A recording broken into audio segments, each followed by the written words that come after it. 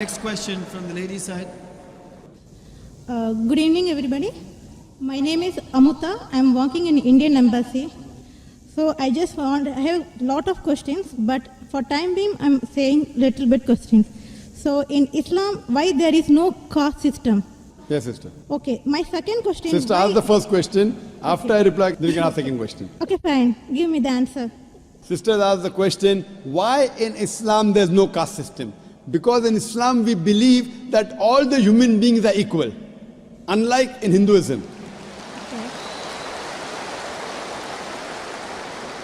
Quran says in Surah Hujurat, chapter 49, verse number 13, Ya ayyuhan nasu inna khalaqnakum min zakarin wa unsa wa ja'alnakum shu'uban wa qaba'ila lita'arafu inna akramakum indallahi atqakum inna Allaha alimun khabir. O humankind, we have created you from a single pair of male and female and have divided you into nations and tribes so that you shall recognize each other, not you shall despise each other. And the most honored in the sight of Allah subhanahu wa ta'ala is the person who has taqwa.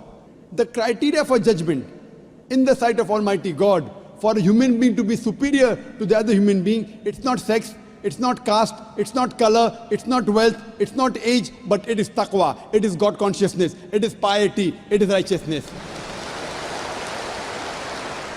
The only way one human being can be superior to the other human being, it's not by wealth, it's not by age, it's not by sex, but it is by piety, it is by God consciousness, it's by righteousness.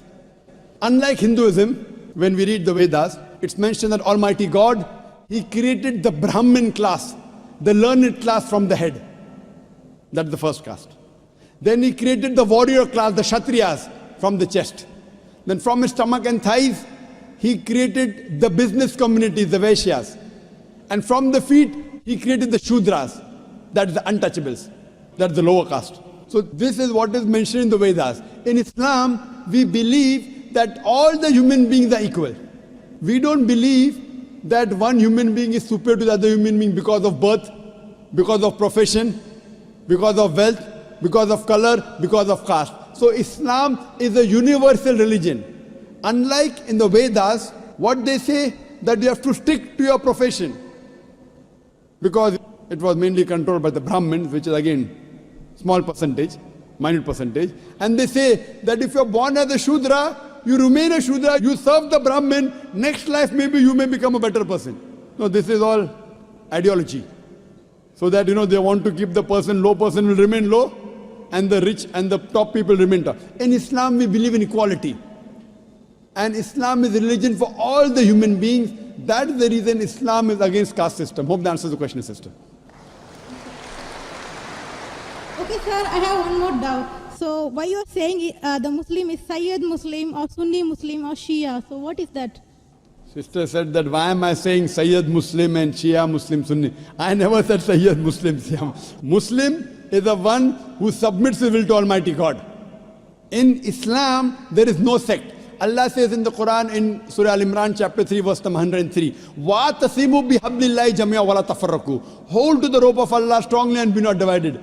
There is no Sayyid Muslim and Sunni or this. Yes, the family.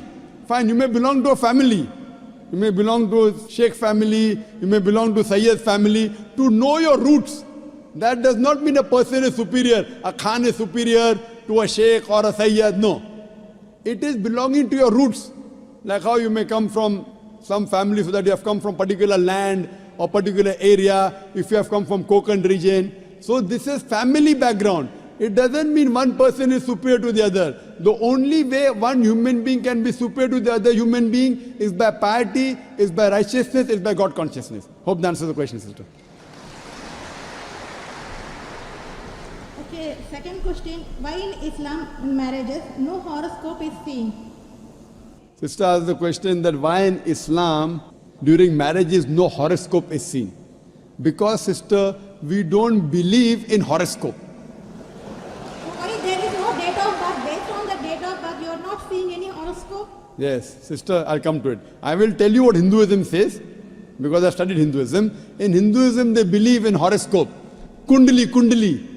No, Kundali?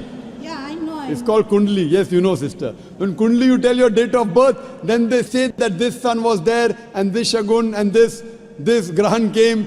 This is a science. But this science is not established science. It's a hypothesis. It says that if you are born on this date, then this Grahan comes and this planet goes there and this. It is a science, but it's not an established science. It's not hard science like what we read in our college, biology, physiology, embryology. It is what they believe, it's an assumption. And then they talk about future. Everything what they mention in the Kundali does not come out to be true. We in Islam are against fortune telling. Quran says in Surah Ma'idah chapter number 5 verse number 90, Ya alladhina amanu innamal khamru wal maisuru. Oh, you believe, most certainly intoxicant and gambling, wal anzabu wal aslamu, dedication of stones, divination of arrows, rijsum min amali shaitan. These are Satan's handiwork. Fashtanibu lalakum tuflihun. Abstain from this handiwork that you may prosper. Quran says this fortune telling, divination of arrows, they are Satan's handiwork. Abstain from it that you may prosper. So in Islam, we do not believe in this. Many a time, you go in a machine, you put your date of birth, then it comes out there. Something good is going to happen to you in the next 1 week. Even if 100 bad things happen, one good thing will surely happen. The next person goes, it comes horoscope, something bad is going to happen in the next 1 month. So these are statements that are made which are so ambiguous. And all this, parrot goes and picks up a chit, and you come to know your kundali or what your future. So in Islam, we don't believe a parrot can pick up and tell you what is your future, or by reading the palm, or looking at the stars. Islam is against this. And many a time, you get fooled into believing that it is true. And there was a research done that once a psychologist, he was teaching a class of 100 students. And after 1 week, he said, now I have understood your background, everything. I will write about each individual person, about his past and everything. But don't open the chit until I tell you. So he wrote to all 100 students details about the past. Then he said, okay, now open the chits and give me gradation. How much am I accurate?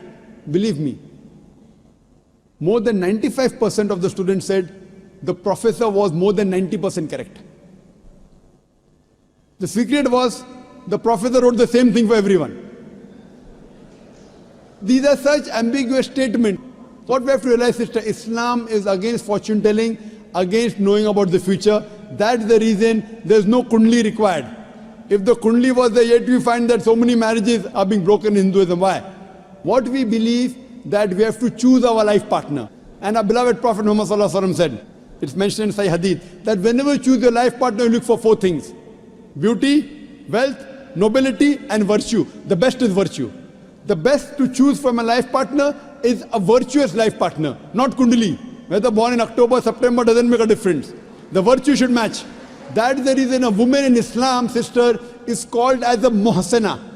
Muhsana in Arabic means a fortress against the devil.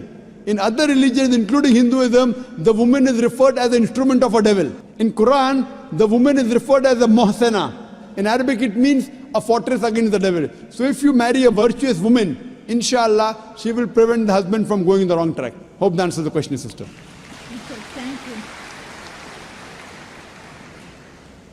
Shall I ask the third question? Sister, let's give a chance. When the chance comes to you, you can answer. Okay, no problem. So you can stand there. We'll ask the other non-Muslims. We'll allow them to give a question. If any other non-Muslims come, give them a chance, then you can ask, sister, so that we give everyone equal opportunity. Yes, sir. I just want to take Shahada.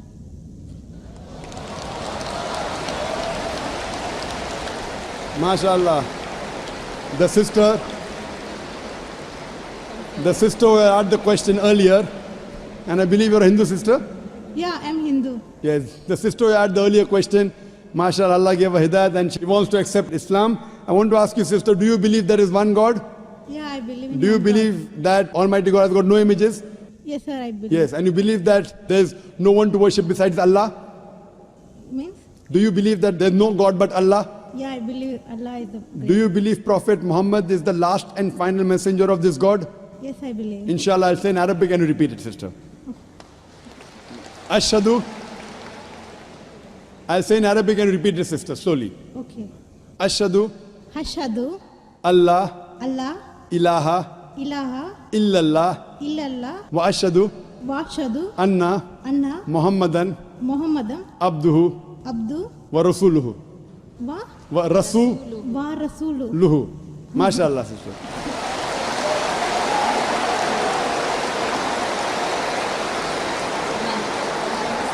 Sister, I'll just say the translation. I'll just mention the translation, sister. You just repeated the translation, which will be much more easier. I bear witness.